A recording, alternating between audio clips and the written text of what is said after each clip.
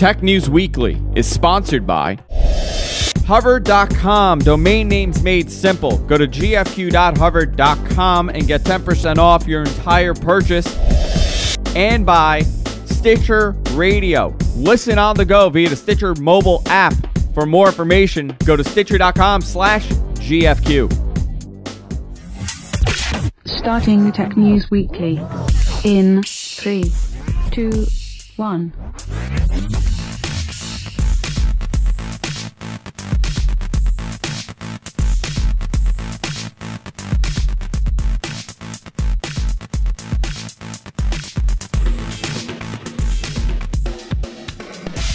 Welcome everybody to Tech News Weekly.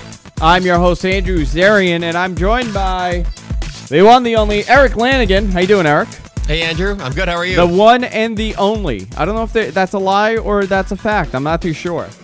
There's not many of us. No. There are not many Erik Lanigan. But I'll tell you one thing. There's only one Sunkast. How you doing, Sunkast? Hey Andrew, how's it going?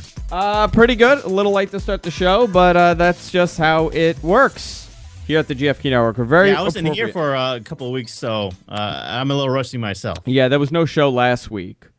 And the week before, I believe you weren't on, but I believe Chase and Michael Mann were on. So it's been different lineups, different people, but that's good. You know, different opinions on certain things.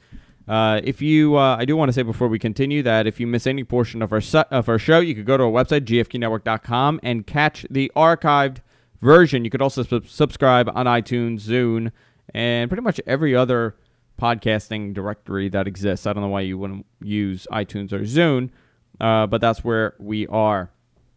I do want to start off with a few things. One was that WWDC was announced. The date was announced, expected in June 11th to the 15th at Moscone in San Francisco. We had a story. I'm changing it up a little bit because this is something that happens in technology a lot, where somebody takes a story and they write an article about it, where it's like a fluff piece almost. And the article originally was 7 major Apple products revealed at WWDC. The article then ended up getting twisted by 4 or 5 different sites, and it became 7 major Apple products to be unveiled at this year's WWDC. And I look into it, and you know what? I was doing the notes really quick, and I'm like, you know what? This is pretty interesting. We could have a good conversation about the 7 products. And then I look, and it's showing iLife from 2003. And I go, wait a minute, there's something wrong here. Actually, Erik found it. Erik's the one who found the mistake. And this is something that happens a lot in technology. There's a lot of misquotes and a lot of people misunderstanding certain stories. But I guess we could talk about WWDC and what we hope to see this year being unveiled over there.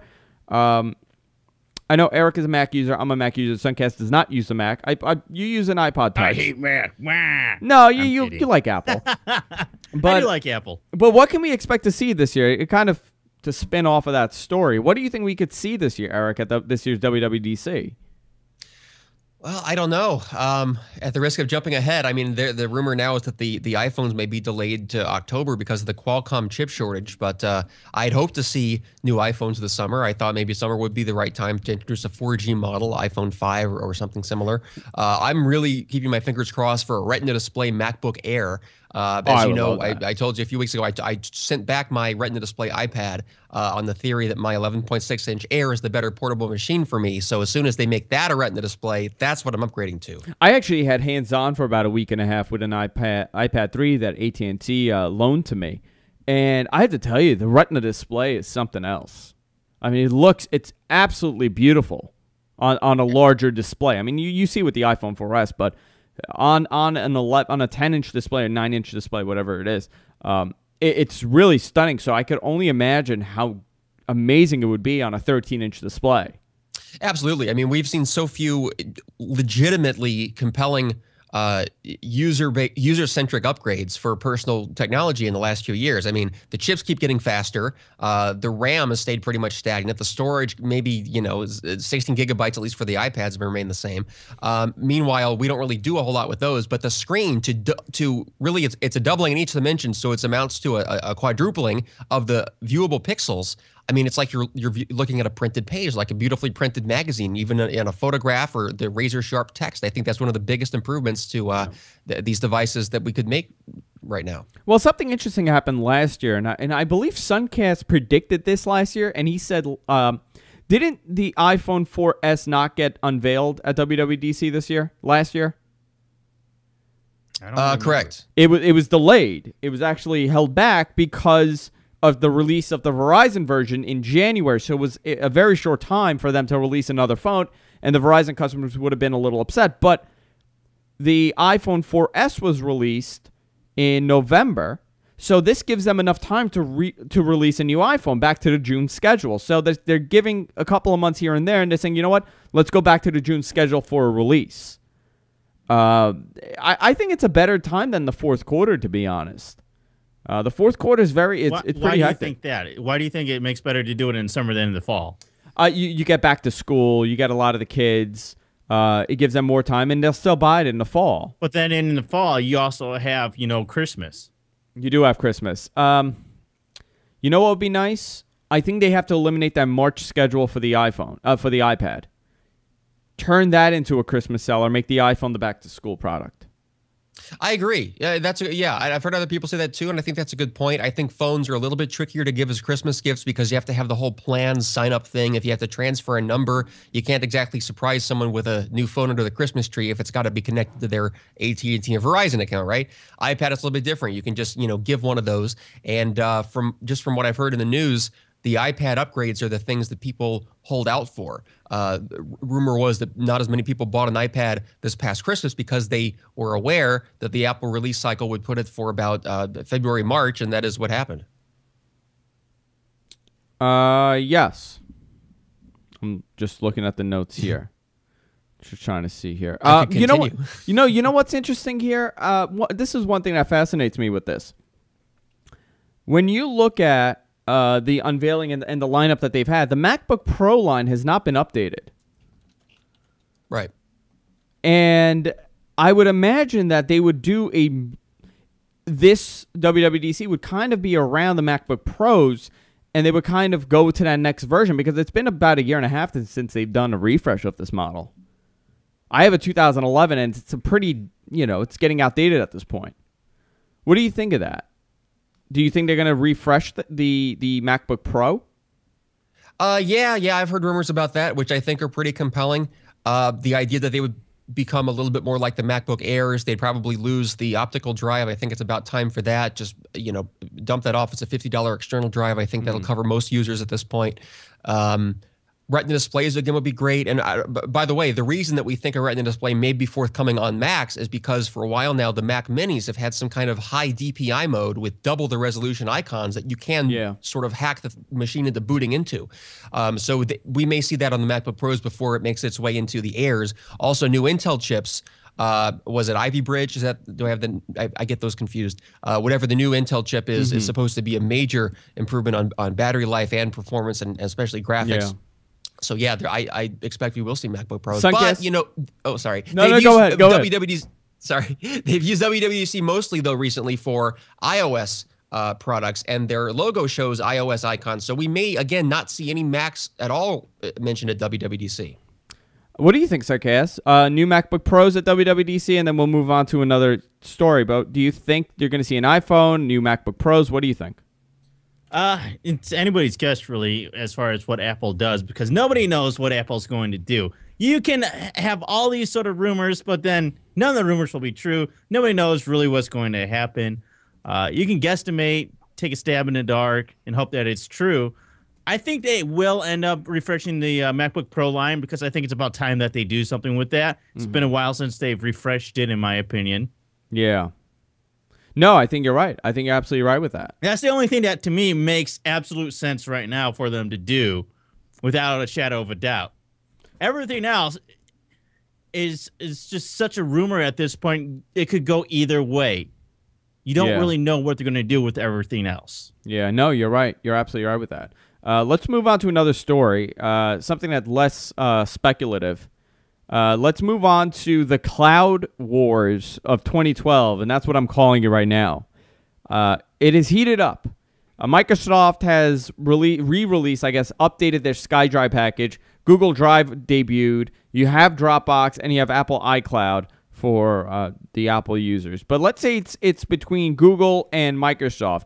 They just unveiled their new pricing plan for their cloud storage systems. Google Drive has been something that has been rumored for many, many years now. I mean, dating back. And it's now finally official because it's been years. Yeah, dating back to 2006, people were speculating on Google Drive. Do you feel that this is somewhat of a letdown now that it's finally here and it's not exactly what we thought it would be? Or we already have cloud storage solutions, and now Google Drive is finally getting on the bandwagon with that when we called for Google to do this sort of thing years ago. You know what? Okay, Eric, you say yes. Why? I would say that, yeah, I would agree with Sunkast that it's a letdown because when the rumors first started in 2006, people thought it was going to be this amazing new thing, just as Gmail was. But remember what email storage was like when Gmail came out. I guess that's 04, but that was like we went from 5 megabytes of storage to a gigabyte to virtually unlimited storage. Yeah, that was a pretty big thing back then. So we thought that Google would be the best cloud storage service ever created. And in fact, they waited so long and created something that is basically a Me Too product. It just barely scratches off most of the checkboxes alongside Dropbox, Amazon, iCloud, and SkyDrive. Yeah, the pricing is a little... that. It's the fact that you already have these solutions out there and people are already using these, especially in the case of Dropbox, which is probably the leading cloud storage solution out there right now. Everybody uses them. Everybody knows who Dropbox is.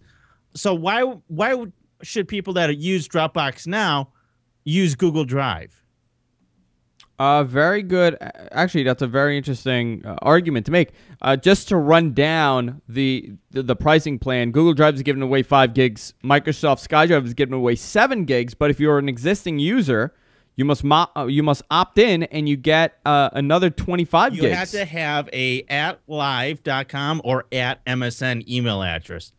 I believe most Hotmail users aren't able to opt in. I tried it with myself. I have a @MSN email and a @Hotmail one. Mm-hmm. My MSN one, I was able to get the 25 gigabyte upgrade, but not on my Hotmail one, which kind of bummed me out. So yeah, I'm looking here, 25 gigs, and then Dropbox is 2 gigs, but you could refer friends and get more, and then Apple is 5. So let's leave Apple out of this because it's a 3-way race, really, right, for the mainstream. I use Dropbox. I have a 50 gig Dropbox account. I absolutely love it. That's all I use for files. So Google's offering 25, and guys, correct me if I misquote this. 25 gigs for $249 a month. 100 gigs for $499 a month. 1 terabyte for $499 a month. And the max, and then you have a couple other plans, and then the max is 16 terabytes for $799 a month. I am actually a little surprised at their pricing structure. It's a little bit more than I thought it would be. Microsoft at the other corner is doing 20 gigs at $10, 50. This is per year, by the way. They're not doing monthly; they're doing yearly. 20 gigs, $10. 50 gigs, $25. 100 gigs, $50. Not bad. Dropbox seems to be the most expensive. 50 gigs, $10.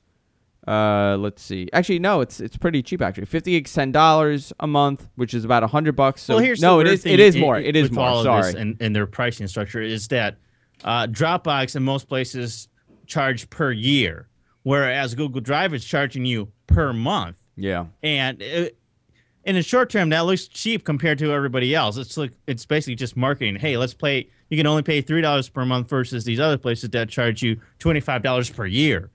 But if you think about it, at $3 a month for 12 months, that's $36. So that's not really a good deal after all.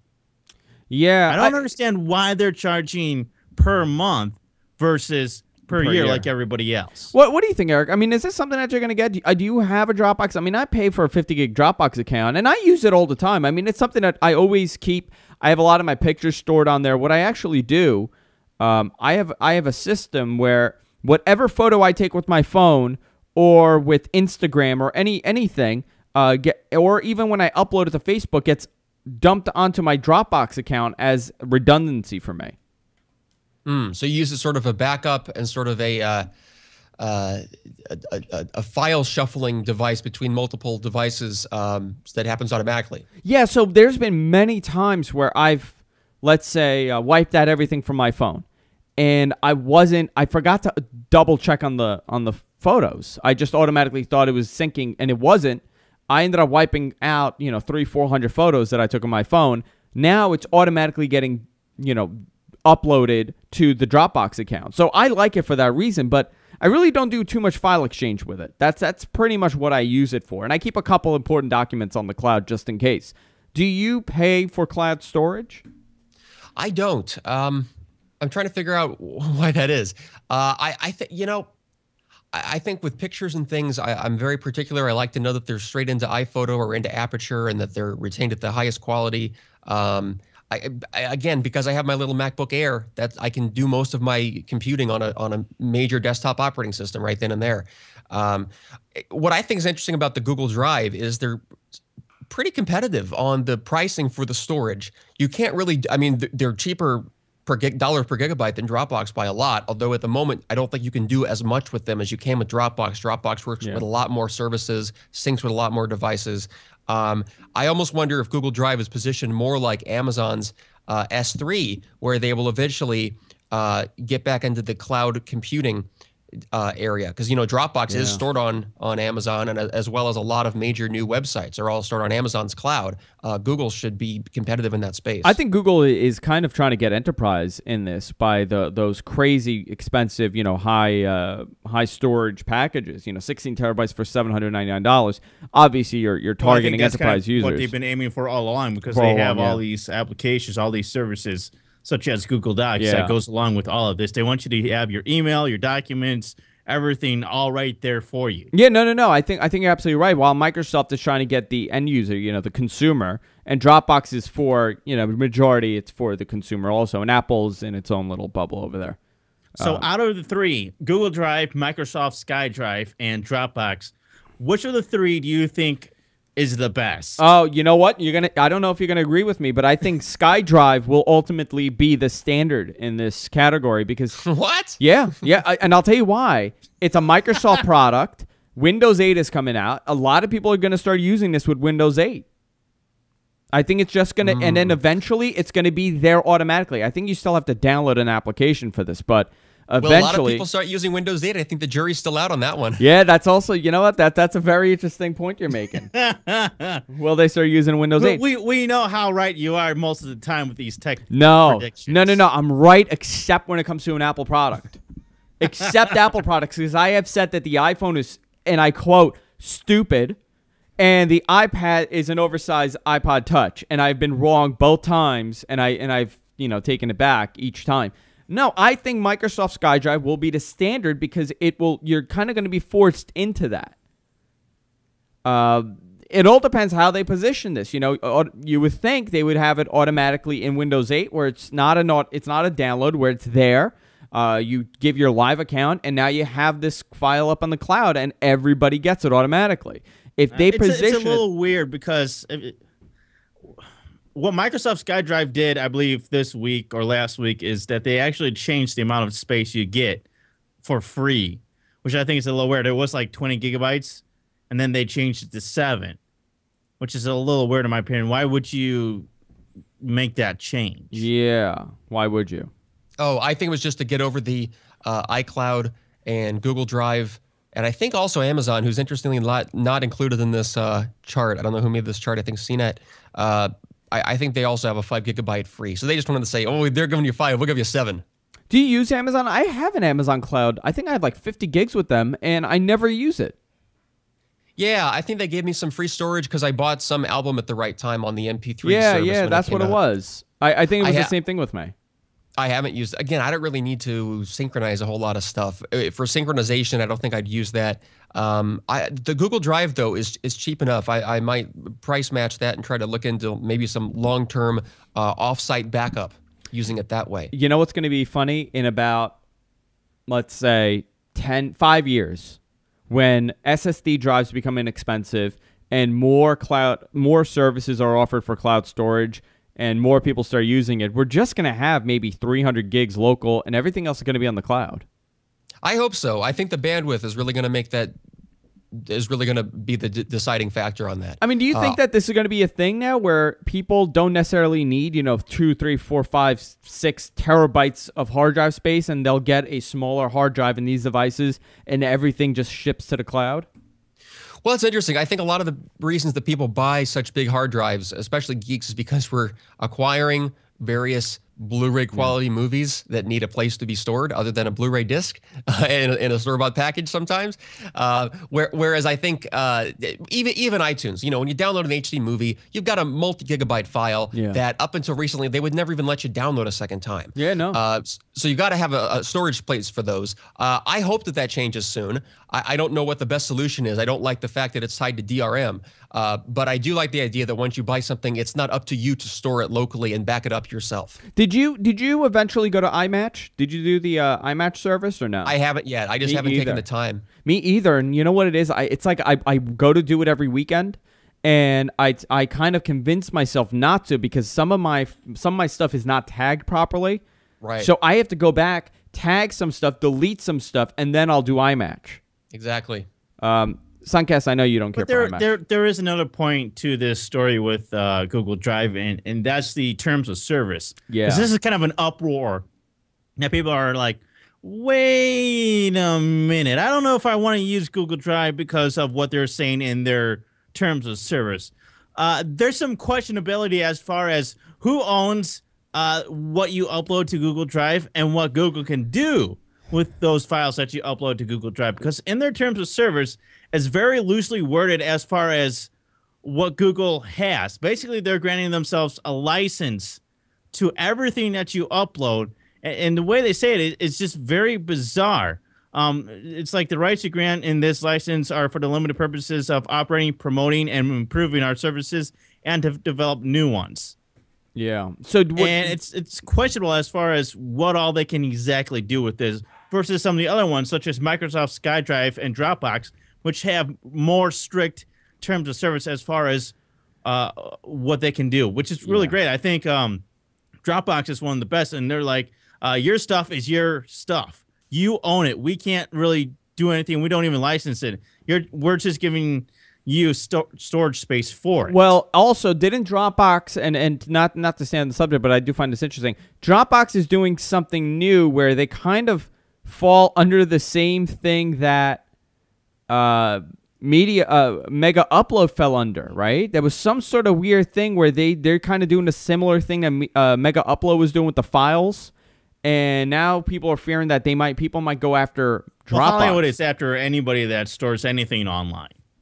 Even links to anything online, they're going after these people. I'm telling you, we're in a very interesting position right now because in 10 to 15 years, we might look back and say, man, do you remember when they did silly stuff like, they cared about the pirated stuff and they made it into this big deal and they were prosecuting kids that were downloading files? Or we're going to look back and say, wow, do you remember when it was a free internet? I think a good example or history lesson as far as what we can take away from what we might see in the future is if you look at the early days of piracy, such as Napster, and where Napster has gone in place of everything that has gone on. Yeah. Well, Napster really set it off. I mean, they were the first, but... And that was like 10 years ago. So if you take that and you... Over 12, Sunkast, 12 that years for the ago. next 10 years. I think it's funny to think about how, especially lawmakers, older people still think that Napster is the tool or was, it signaled the age of teenagers acquiring music for free and kids. Whereas now a lot of kids who are, at that age have never even heard of Napster. Never. Because before they were born. I'll tell you, my brothers, Eric, that brings up a really good point. My younger brothers have no clue what Napster is. Are you kidding They me? have no, you're talking about a 17-year-old. When you go back 12 years, he was a kid. He has no clue what Napster is. And my Napster ID number was 2000. I think it was like 2,640. I was one of the first people to be using Napster. And I was so proud of that. And here's the thing. Here's a crazy argument about pirated music. If it wasn't for Napster, I would have never been exposed to great music. And I would have never bought the albums that I did. I went and I bought music because I got it online, and I actually went, A, because I want to support the artist. I still buy music that I want to support. And B, it exposed me to such a huge variety of music where later down the road, I'll give you an example. I just spent $50 on an AC/DC Blu-ray. AC/DC in concert. I would have never bought that if I was never exposed to them.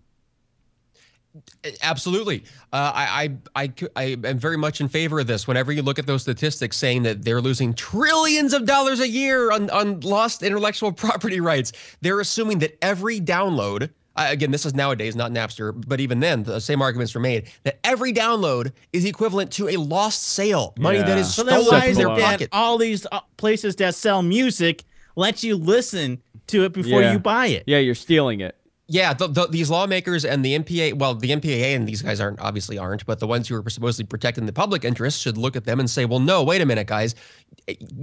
No one has bought every movie they've ever watched. No one has bought every song they've ever listened to, every book they've ever read. It's only through freebies now and then, friends and family say, here, you got to read this book. I'm going to loan it to you and tell me what you think of it. It's through that kind of sharing that people learn and that they learn new things. Here's what it's like. It's like when you and a bunch of friends go to someone's house and watch the latest movie that's on DVD and Blu-ray. Sure. But the people that own the copyright to it wants every single person that's watching this to pay money to see it. Well, look at pay-per-views. I'll give you an example. Pay-per-views, right? Pay-per-view events, sporting events, boxing events, wrestling, one of the biggest pay-per-view draws, UFC. Nobody orders a pay-per-view to watch alone. They have you know how many times I've had a party? Technically, these people are viewing something for free. It's a public performance. So what's happening is I'm ordering it. I'm paying the $70 for the pay-per-view, and 10 or 15 of my buddies are watching it for free. How is that different than somebody ordering it and, pretty much putting it out on the internet? Again, I'm not defending it. I'm not fighting against it. I'm just bringing up a point where these copyright violations and these piracy laws are just so backwards, and they're going based on rhetoric that was put in place many, many years ago, and it needs to be reformed, and this goes great into a story. Sunkast, you want to pick the next story? Yeah, goes right into it. The next story. Actually, you know what, Sunkast? Let me take a little break. Let me talk about our advertiser before we do that. I have no idea what's going on now. No clue. I just spun everybody's head. Sunkast is going to go into the next story. Over here. I know. You know what? Because I have a little thing that pops up and says time for an ad. I have like a little calendar here on my computer, so I have to remind myself to do the ads because I keep forgetting. But I do want to talk about hover.com. Domain names made simple. My good friends at Hover sponsor Tech News Weekly each and every week, and they are the reason why I'm able to keep doing a show. But I'll tell you why I like Hover. Hover makes buying a domain name a very simple procedure. Some of those other guys, when you go to buy a domain name, they'll bombard you with tactics, some may say fear-mongering tactics, where you are kind of forced to buy these add-ons like private registration, which is included with Hover. Wow, that is weird. Did you guys see that? No, maybe it's me. I just had like dots go across my my screen. Upselling tactics. Another thing is certified domain or business registration. A lot of these things really don't matter. The only thing really that I like is private registration. For people who don't know that, it kind of hides your identity when someone does a whois lookup on that domain name. If you don't want it out there, you don't have to have it out there. With Hover, it's absolutely free. If you go to gfq.hover.com, you get 10% off your entire purchase. You could also use promo code GFQ upon checkout to get that 10% off. I have about 200 domain names. Sunkast knows this because he pretty much keeps track of what domains I need to re-up.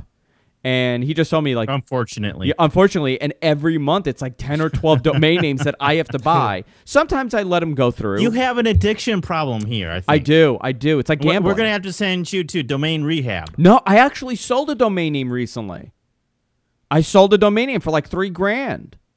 Did you, but just by yourself, by owner, or did you use some kind of broker? No, by myself. They contacted me because I wasn't using private registration on that domain name, and they got in touch with me and they bought the domain name. It was a, I don't want to say it's a large business that bought it. Not like an Amazon, but like a local business. Yeah, you're gonna find out it was one of those shell companies for Apple, and you could have made $1 billion.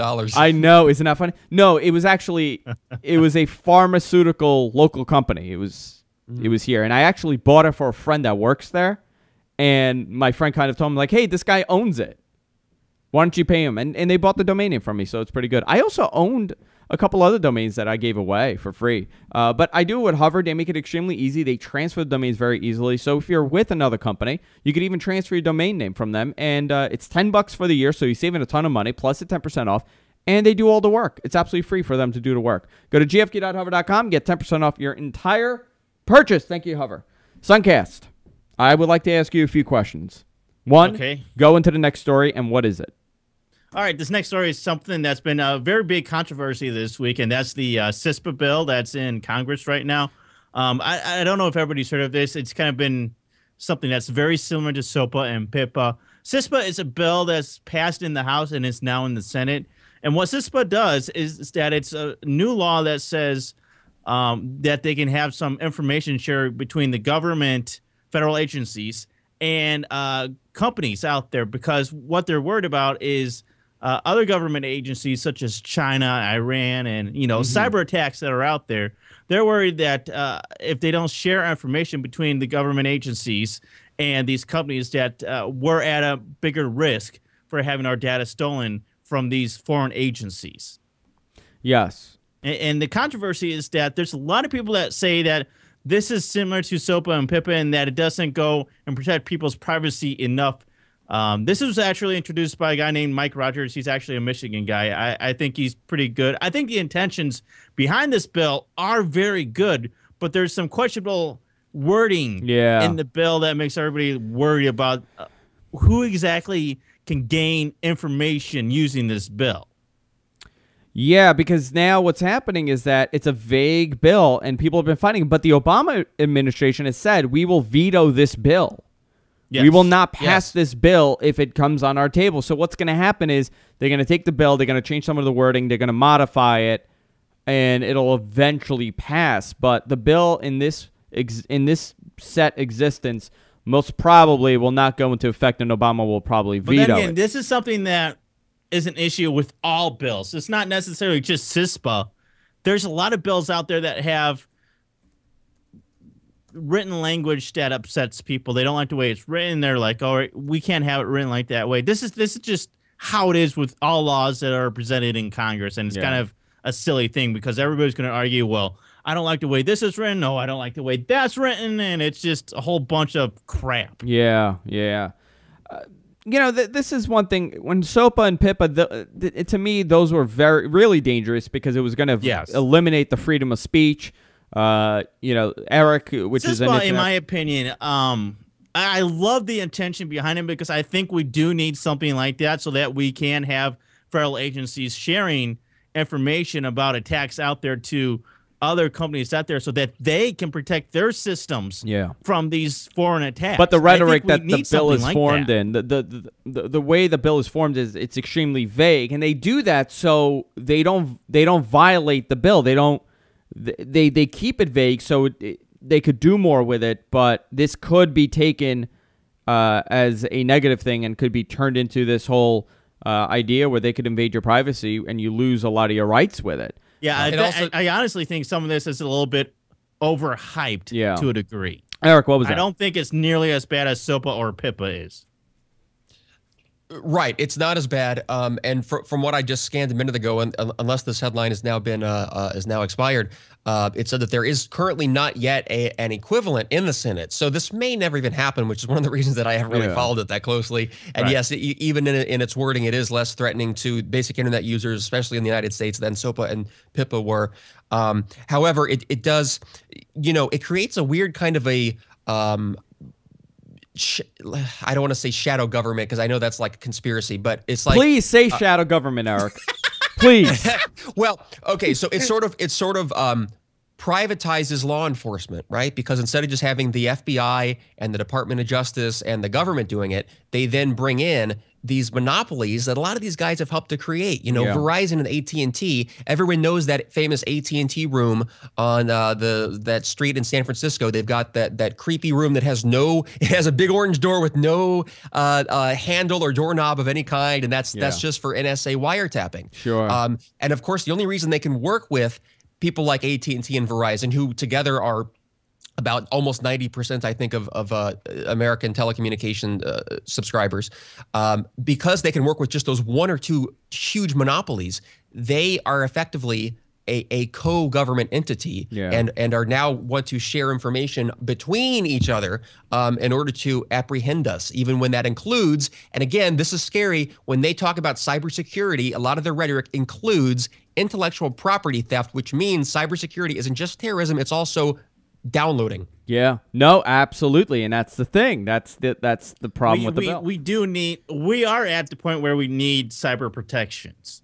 Yeah, no, absolutely. Listen, this is a next stage in war. You know, we're no longer running around like the Civil War and shooting each other at arm's length. That has changed. Instead of hand-to-hand combat, we're dropping bombs, which on non-civilian targets. It's actually and now, cyber espionage. That's exactly what's happening. And now we have drone planes where it's not physically us. And this is the next phase of war. We're going to have cyber wars.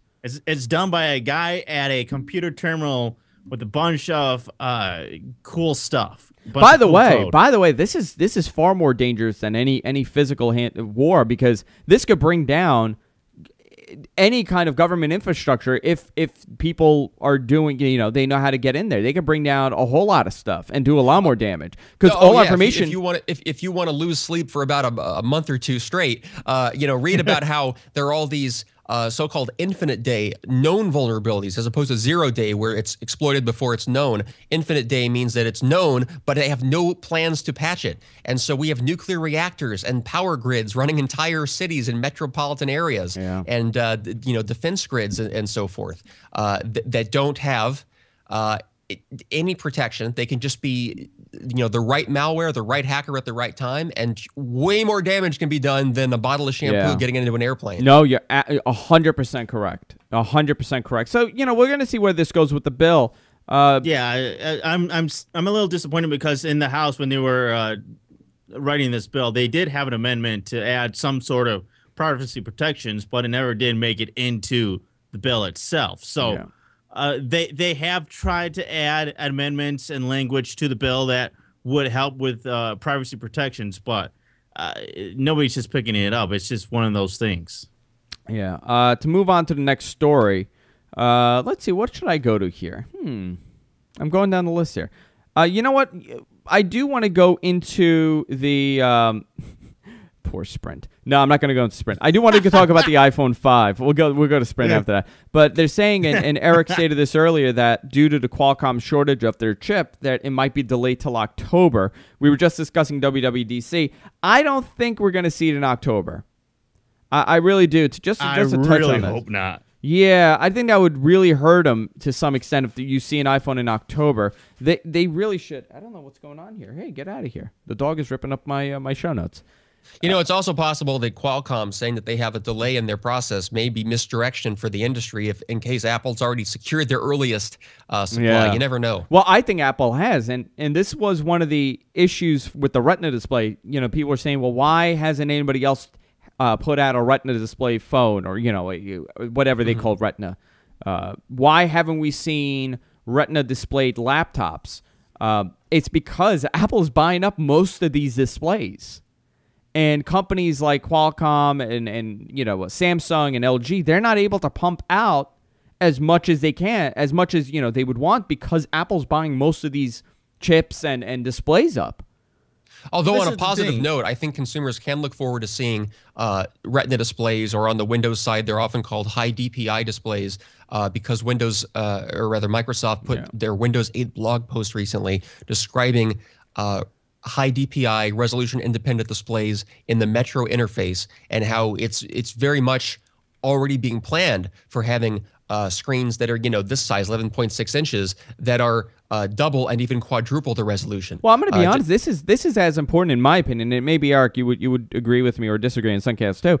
This is as important as high def displays that came out. The high def sales of 4 years ago. This is as important for the computer manufacturers and the display manufacturers, because this is just the next step in the technology, and a lot of people are going to go out and buy, Retina display or high density displays on their laptops, you know, they might get a laptop with it. It's a selling point, and it would encourage me to go and buy a laptop to know that I could get this. Or I don't think it's a selling point for everybody. I think there are people out there that just they want something and they want it to be fairly cheap. They don't necessarily want to spend extra money for a high resolution. Well, you know who should be display. pushing this? You know who should be pushing these higher resolution displays are, you know, AMD, NVIDIA, the graphics chip providers who have been struggling to keep up with the, you know, Intel's GPU that are built onto the chip. There's a big issue of how do we use, where is the market for high-end 3D and 2D rendering in personal computers now? Is that just now going to be on the chip and have the GPU combined? I think they should be promoting the idea that you need quadruple the pixels and therefore quadruple the processing power. Really talking about. Hang on, what was that, Sunkast? You have to remember there's a delay. It's more or less the big target, I think, is the gaming. Yeah. Gamers. Well, gaming and just, you know, there's a lot of people out there that buy things just to buy it because it's new. And, like you. Well, listen, I went and bought a HD TV, you know, when nobody had an HD. I bought my first HD in 2002, and I paid, you know, $7,000 for a Hitachi HD TV. You were on such the cutting edge, you were watching TV with rabbit ears on. I was, yeah. I'm so cutting edge. You couldn't watch anything. I had regular cable. There was like 2 HD channels. I wasted all that money, and I'm sitting here, and I'm like, wow, I bought this plasma TV that I can't watch a thing on.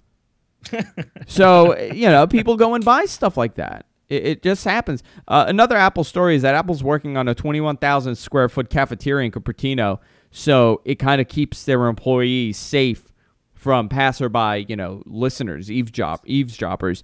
This just fills the paranoid. This just fuels that concept that Apple's so paranoid about information leaking.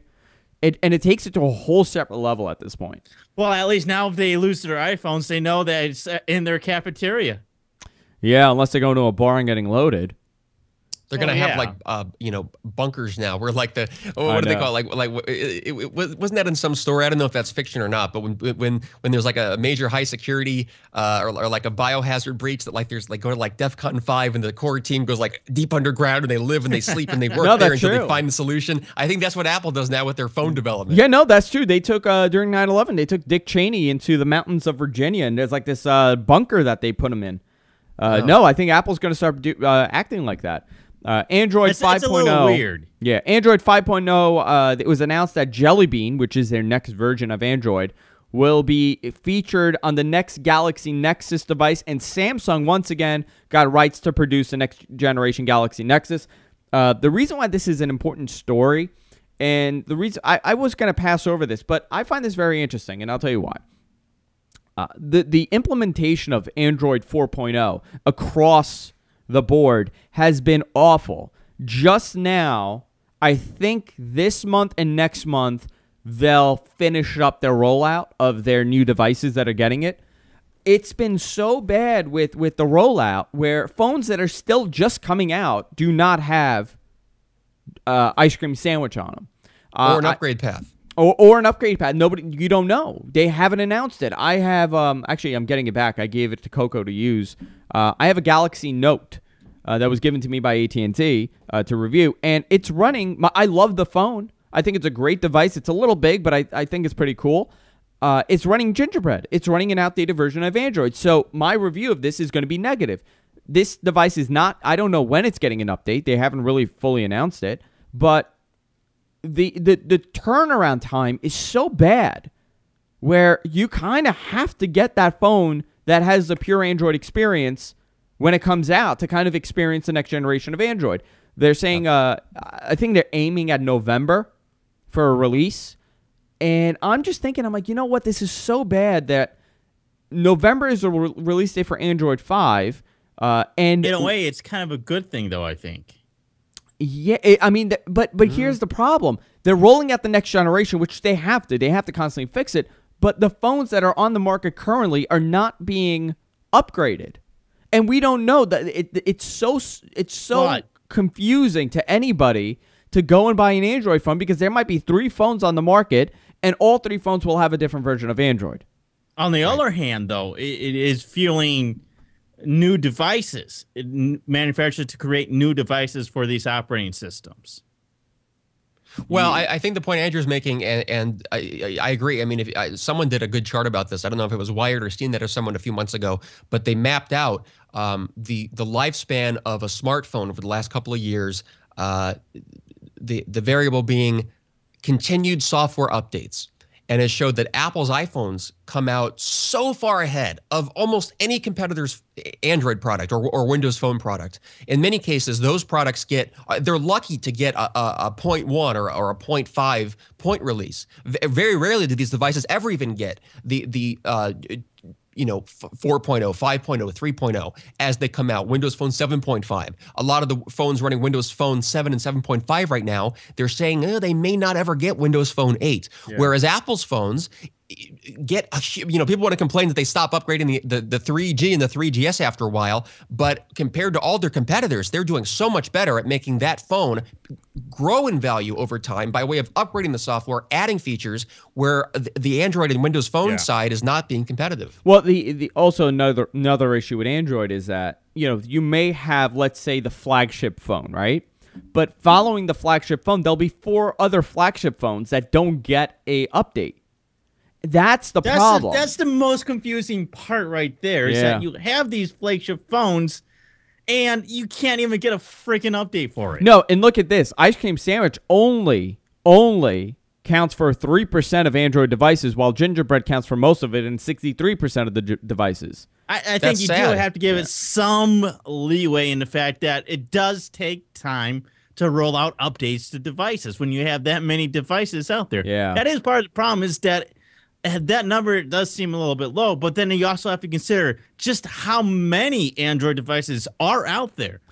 Well, it doesn't take that much time. I think Google has probably done a better job than the device, better than the handset manufacturers, and way better than the cell phone carriers. A lot of times, the cell phone carriers hold up these updates for arbitrary long periods of time to do their testing. Apple doesn't have to do that, and the handset makers are just lazy. They don't get around to it. I think Google designed an OS that could be upgraded faster, and certainly they're going to have to. Google's going to have to put more pressure on the handset, the Android handset developers to stay current, or else what is their software market ever going to be? How are you ever going to get a lack of fragmentation, a move towards Android-specific apps, a strong developer community where money is being made off of software if most of your customers are running non-updated handsets that are where the operating system is 3 years old?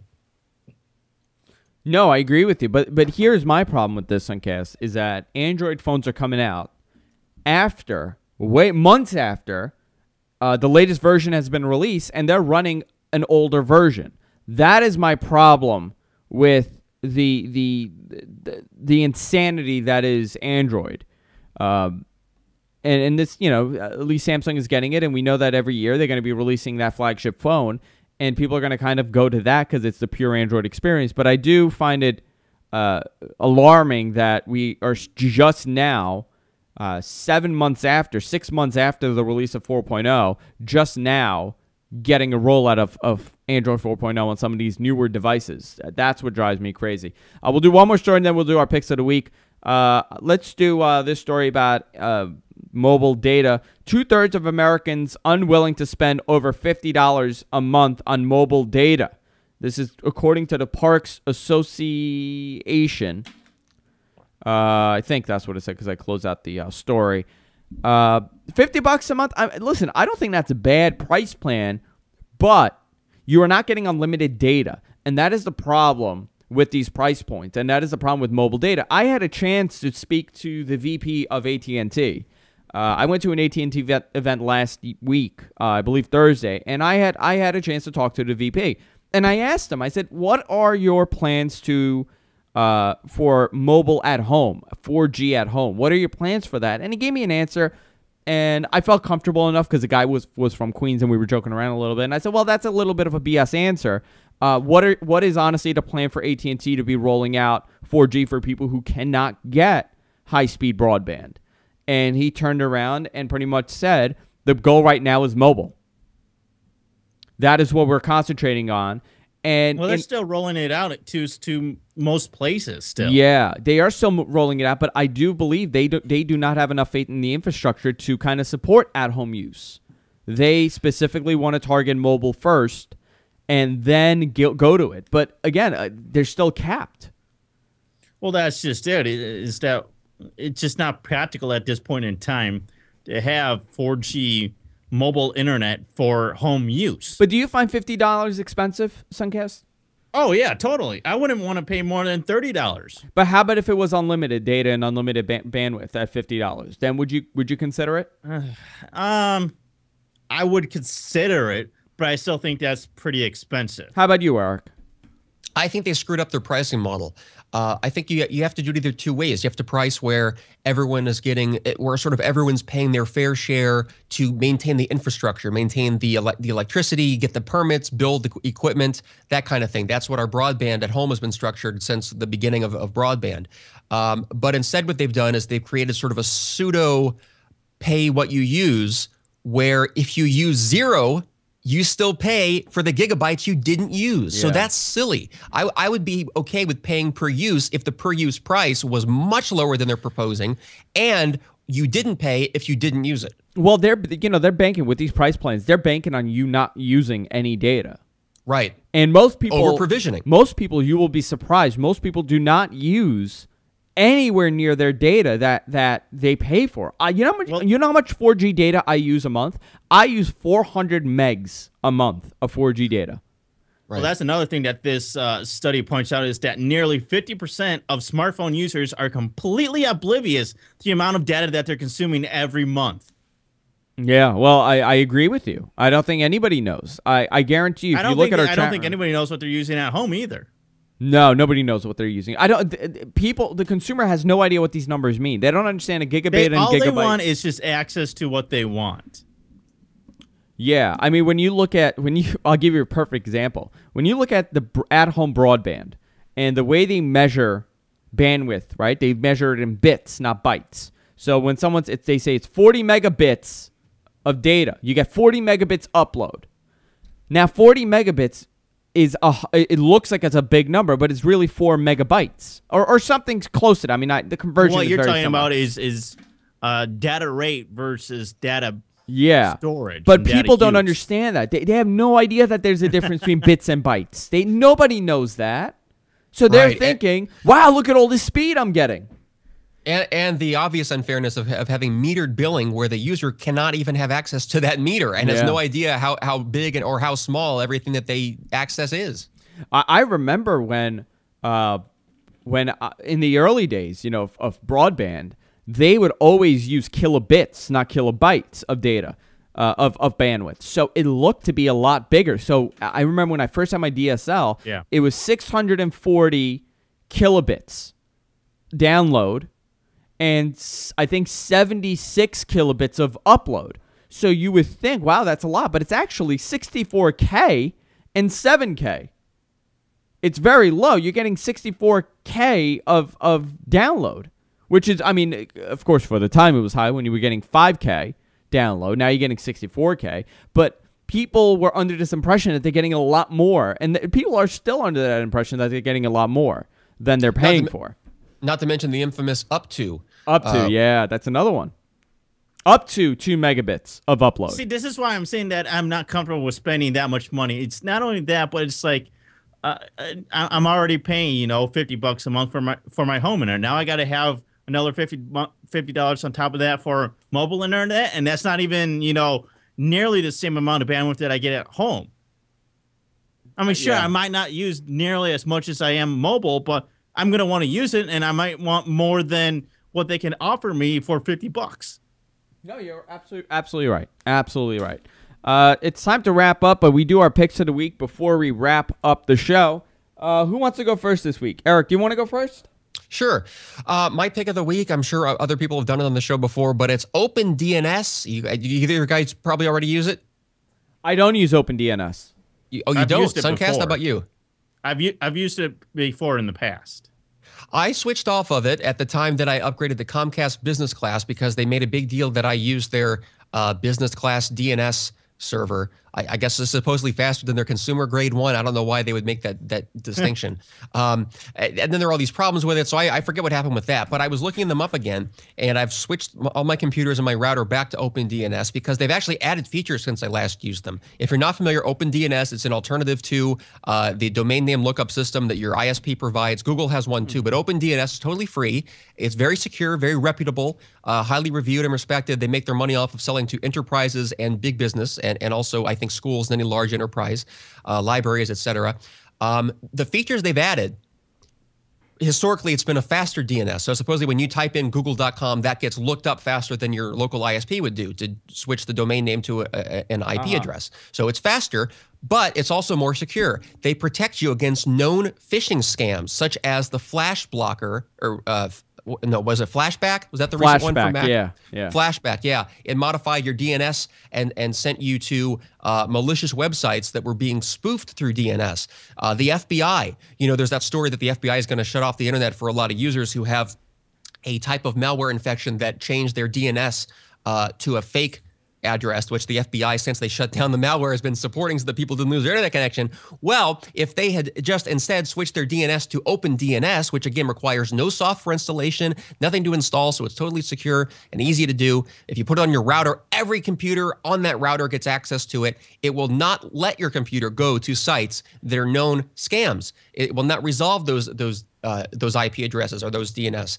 So it's a great tool. You can also get great statistics on the usage for your IP address or your location, your office, your home, etc. So OpenDNS.com, totally free for home users, and I think a great benefit for security and speed. Very, very good pick. Doesn't Google also offer DNS? They do. Yes. They had one that's like 8.8.8.8 or something. As far as I can tell, though, that is just speed and not additional security benefits. Okay, very, very cool. Sunkast, what is your pick of the week? All right, my pick of the week this week is an Android and iOS application called Access to Go by Ericom. It's a remote desktop protocol application that I've used in the past week. When I was in Nashville, I wanted to be able to still connect to my computer at home and do certain things like download some TV shows that I subscribe to on iTunes, get them converted and sent back over to my Kindle Fire so that I could watch them. And in order to do that, is what I use is Access to Go by Ericom. And I'll try and show this to you on my camera if I can. Let's see. It's black right now. Yep, it should change. There we go. So here's my Kindle Fire, and I'm going to click on the icon, open it up. I already have my settings plugged in, but when you open it up, you'll have to enter in all your server settings. And this is only for RDP, so it's basically just Windows Desktop. All right, so I'm going to connect to home, which is my home computer. It'll say connecting to home. It's pretty cool. And then it'll show my desktop. I would have to log in to show you a bit more, but it's pretty cool. It'll show you everything that you want on your desktop. It's pretty cool. I'm not going to enter my password because I don't want to show you my password or anything like that. But it's really cool because you can do basically everything that you want. It's got a great keyboard. It's got all those shortcuts that you could want. The Windows key, your function keys, F1, F2, F3, etc. It's really cool. It's very fast. And it also has this very cool thing called Ericom Blaze. It's an accelerated RDP client. I don't know all the specifications about this, but it says that it's 10 times faster than its normal RDP client, excuse me. And right now, if you want, you can get this for free. Oh, very cool. It's for both Android and iOS. Very cool. Where can what's the name again? Access to Go by Ericom. If you go to ericom.com, you can see all about it. Oh, very, very cool. My pick this week is a hardware pick. Actually, it's not an app. I normally do a lot of apps, but I decided to do something else. On the IAIB website, the International Association of Internet Broadcasters, there's been a great thread about what kind of microphone you use, and I discovered a microphone due to one of the members of the website and a friend of mine, Mike Phillips. He recommends the Audio-Technica ATR 2100. I don't know if Sunkast, if you're going to be able to pull it up, but the reason why I actually like this mic also, and he was testing it out with me earlier, and it sounds unbelievable. I mean, he's using a Heil PR40, and the difference is not even noticeable between the two mics. And it's a USB and XLR mic in one, so you could either use it for your at-home setup, or you could use it on the go via USB with, I guess, your laptop or your mobile setting. Here is what it looks like. Very simple mic. It's not a bad-looking mic either, and it's like $54, which is really cool about the mic. You could get it on Amazon, pretty much everywhere you can imagine. But people ask me all the time what kind of mic I use and what kind of mic I like and what can they get for on the go. I am not a big fan of USB mics, but this mic sounds really good via USB. I was actually surprised on how good it sounded. Again, it's the Audio-Technica ATR 2100 USB. Also, if you don't want it in silver, I think they have a black version of it too. I think it's the AT200S USB mic by Audio-Technica. And that is my pick of the week, guys. I want to remind everybody, you could go to our website. If you miss any portion of the show, you go to our website, guysfromqueens.com or gfknetwork.com. You could check out Erik Lanigan.com and Erik Lanigan on Twitter. Follow him on Twitter. Sunkast on Twitter. Sunkast, you want to talk about Amadeus for a second? Yes, I have a music blog called Amadeus.com, AMADAIS.com. And what I like to do is I like to find all the cool YouTube artists out there and make a special page, feature them on my website. There's so many great, amazing artists out there that post stuff to YouTube that you've never heard of that do such amazing things. And they should be highlighted. So if you want to check that out, just go to AMADAIS.com. That's Amadeus. Erik, any other plugs for you? Anything else you've been up to? No, just stick with the Twitter. Just the Twitters. Just doing the Twitters. Stick with the Twitters. I've gotten very active on Twitter the last couple months. I don't know You're what all it into is. that Instagram crap Oh, now. man, I'm Instagramming like a crazy person because it's very easy to upload to everything. So I've been using it. I'm trying to get my Stickam feedback up. Here it is. All right, guys. Go to, again, like I said, you can follow us. You can subscribe to all our shows on iTunes. Also, subscribe to us because that's a big help. And that's it. See you next week on Tech News Weekly. Good night, everybody.